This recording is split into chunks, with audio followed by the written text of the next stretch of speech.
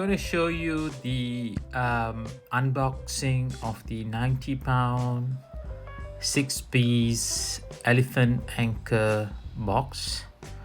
At the back is an illustration of how you mount a grab bar, how you insert the elephant anchor to mount a grab bar, and how you break it off. You have to be gentle with these toggle bolts, elephant anchors.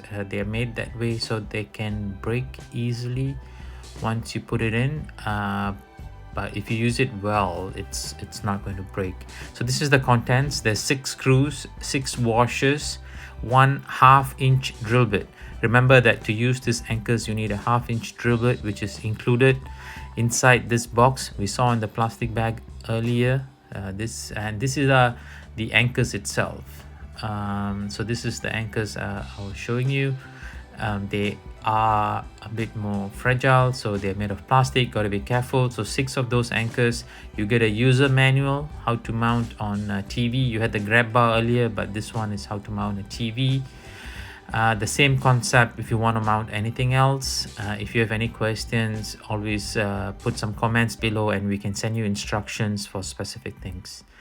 Thank you, and subscribe and comment for more videos. Have a good day.